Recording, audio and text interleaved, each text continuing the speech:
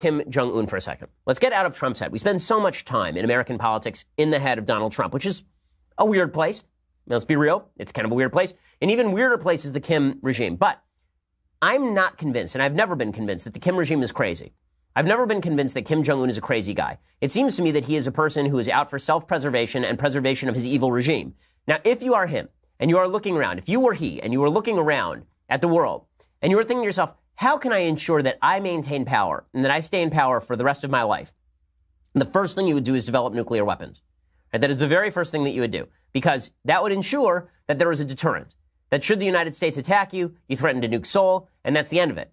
Right? You get to stay because no one wants Seoul nuked. No one wants 100,000 people dead in the middle of Seoul, even if it means liberating the North Korean people who've been subjugated for decades on end. So you want your nuclear weapons. But what you also want is economic support from the West. You want them signing checks to you. And so what you do is every so often you offer to give up your nuclear weapons and you say, we'll give those things right up. We'll make concessions to you. Just sign us some checks. Remove the sanctions. Sign us some checks. We won't do any testing. We won't fire missiles. We won't test our bombs. And then you spend the next 3 years in the bunker developing new weapons.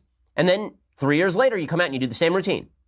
And there are new sanctions, it's another round of sanctions, and you've shown the world that you're strong and that they're deterred. That's the way this logic works. It's not illogical what Kim is doing. It's not. I mean, threatening the United States sounds illogical. It's not illogical because the whole point of him threatening the United States is to prevent the United States from invading his country and sacking him, or prevent the North Koreans themselves from sacking him. Right? That's the whole point here. So why does he want to meet with Trump? Because again, it gives him that sort of legitimacy. Now, what's funny is you're seeing the left-wing media very excited about all this. Erin Burnett said that if Trump solves North Korea, he will be seen as a great president. Here's what she had to say. All right. Well, thanks very much to all of you. Just an extraordinary evening. And of course, opening the door to the big question. If President Trump can truly solve this problem, that would be going down as a great president. And there's no way around that. That is the reality here. Okay. Well, is that the reality, or is it just that you are going to celebrate that? And if that's the case, if that's what Trump is going for, if what Trump really wants out of life is this big win, then I'm not sure exactly, how he doesn't get played by Kim. The way that you negotiate best is when you're willing to walk away from the table. The question now is Trump going to be willing to walk away from the table? That's questionable. I'll explain why in just a second. So there are a bunch of good commentary pieces out about what's happening right now. The biggest problem here is that you could see a situation in which Trump goes into the meeting. An offer is made by Kim. It's not a good offer. It's an offer like, get all the troops out of South Korea and we will denuclearize.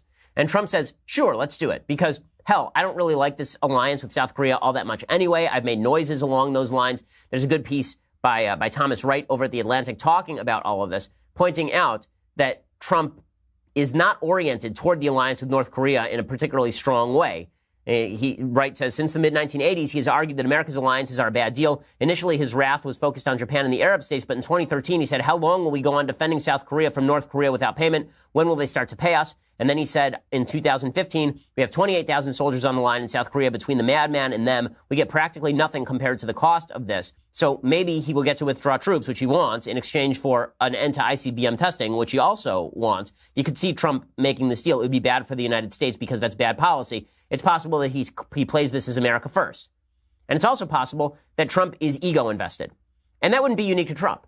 One of the big problems with meeting with dictators, like the dictators of Iran, one of the biggest problems here is that when you do that, you end up in a situation where if you do not proclaim a win, it is seen as a political loss. So when President Obama spent an awful lot of time negotiating a deal with the Iranian mullahs, with the worst people on earth, it gave him a stake in then proclaiming that they were not actually violating law.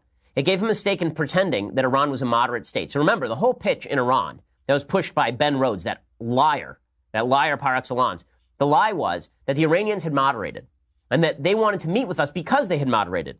And then we made concessions to them because they had moderated. And our concessions would make them further moderate. None of that was true. They're just as extreme and radical and evil as they always have been. The Iranian government has always been this. They have not changed one iota. They have, if anything, strengthened their pro-terror regime. But all of Obama's acolytes will still tell you that Obama maintained the moderation of the regime, that Obama pushed that regime toward the center. The reason being that Obama was invested in the success of his deal. And if it turned out that Iran basically just screwed him and took the money and ran, then Obama looks like a sucker.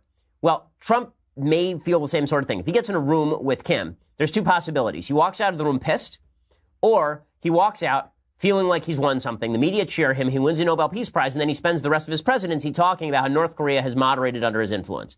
That's a serious possibility here. And it's not a serious reality. I just don't think North Korea is going to change anytime soon. I don't think they're going to open up. I don't think that we're looking at Gorbachev and Kim Jong-un. I don't think that we're looking at anything remotely like that. Now, again, maybe I'm totally wrong. It's possible. It's possible that Trump is the creature of genius that his supporters suggest he is. Noah Rothman at Commentary says, sometimes it takes an outsider unburdened by the stifling conventions and preconceptions that impede the practice of diplomacy to see the obvious. Trump is that outsider. Sometimes Trump's distance from diplomacy's precepts allow him to see its hobgoblins as they are. That was the case when his administration threw away custom by deciding again to consign North Korea to the list of state terror sponsors, to institute a renewed sanctions regime targeting Iran, and to move the U.S. embassy to Jerusalem. Noah Rothman, by the way, is not a Trump fan. He really does not like Trump. But what he's saying here is possible, right? The risk that professional diplomats feared would result from these maneuvers never materialized, and only a risk-prone executive could have achieved these successes. Trump's particular facility is not without its dangers. Sometimes the conventional wisdom is conventional for a reason. Donald Trump's decision to sit down with North Korea's Kim Jong-un at Pyongyang's request, for example, is fraught with more potential for risk than reward. So here is the risk. He says, on Thursday night, Trump said that he'd received a letter from the North Korean despot from the South Koreans, and he said that he had been willing to sit down with him. And Trump's defenders say that this isn't a concession, but here's the problem. The arrangement is already a lopsided one in North Korea's favor, and the stakes only get higher from here. This is the big one. It's a gambit that could pay off, but the United States gets only one shot at this. If it fails, American losses will not be minimal. The meeting between the leader of the free world and the criminal proprietor of the world's largest open-air prison might produce a breakthrough. Trump might convince Kim to agree to the permanent and verifiable dismantling of his nuclear program, thus surrendering the only leverage that got North Korea to the table in the first place. Kim's long-range missile program might be on the table for the first time in 20 years. In exchange, Trump could offer diplomatic recognition, a peace treaty, or sanctions relief. A grand bargain is possible in theory. But, is that likely? Is that likely? It could also, if the maneuver were to fail or return to dialogue at lower functionary levels or even through back channels, might be regarded as a fruitless pursuit, which leaves the United States with only one viable way to neutralize the North Korean nuclear program. So there's a lot of risk to all of this. Again, I don't think Trump is versed enough in these things to pull off a major diplomatic coup. I am perfectly happy to change my mind if he does so. I'm open to the idea that this is all a work of genius. It's possible. Do I think that it's likely? I do not think that it is likely. I think this is more risk than reward. And I think that, again, this comes down more to political considerations than it does to genius manipulation of the North Korean regime. Meanwhile, the president of the United States has announced that he is doing his tariff plan. So I've spent the last several days talking about why tariffs are bad policy. If you are still confused about that, go back and listen to the other podcast. The short story is that basically a tariff is a tax that taxes all other Americans on behalf of one industry. So if you are not in the steel industry and you are in the car industry, then you just got taxed. Your industry is going to lose jobs because the steel cost that went into the making of your car just went up in order to benefit the steel industry. So Trump only has authority to do this under a 50-year-old law that gives him the ability to say that national security concerns are driving him on tariffs. So here is Trump proclaiming that this was a security consideration. It is, by the way, not a security consideration. It is pretty clearly not a security consideration in any serious way. I mean, the fact is that well over 70% of all American steel consumed in the United States is American, meaning that all the steel that we consume is American steel. The amount that's coming from China is like 2%. The countries that are most affected by these tariffs are importing 6% total of America's steel because Trump has now exempted Canada and Mexico. So it's amazing. The same guy who says that NAFTA is a real boondoggle is saying that we have to ensure that Canada and Mexico can still ship steel into the United States. Canada is the number one importer of steel, exporter of steel from Canada into the United States. Again, none of this is good economic policy. It is worth noting, by the way, that the Trump economy is booming. Okay, so in February, we gained 313,000 jobs. That is a massive number of jobs. Okay, the Bureau of Labor Statistics, after revisions, job gains have averaged 242,000 over the last 3 months. Wages continue to rise for the first time in a long time. In February, the average hourly earnings for all employees on private non-farm payrolls rose by 4 cents following a 7-cent gain in January. Over the year, average hourly earnings have increased by 68 cents, or 2.6%, which is not insignificant.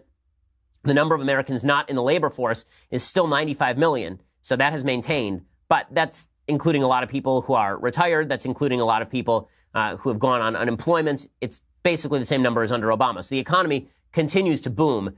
Economists had expected 200,000 jobs to be created in February. Instead, it's well over 300,000. It's 330,000. So why would this be the best time for the president to undermine the economy with a set of tariffs that are sure to rock the markets? It doesn't make a lot of sense, but here's Trump saying that he's doing it for security reasons. The actions we're taking today are not a matter of choice. They're a matter of necessity for our security. We're already seeing the national security benefits of this order. Okay, that is not true. The idea that it is a national security concern is wrong. The United States was not the United States shifted its entire car industry into steel making for tanks during World War II. During the entirety of World War II, I heard this statistic yesterday, it blew me away. During the entirety of World War II, only about 300 cars were manufactured in the United States total because there was no one here to drive them, and all of the manufacturing production was shifted to war-making ability. If you think the United States cannot supply its war-making material with the steel industry we've got at home, it's because you don't know anything about the American steel industry. We are producing exactly the same amount of steel that we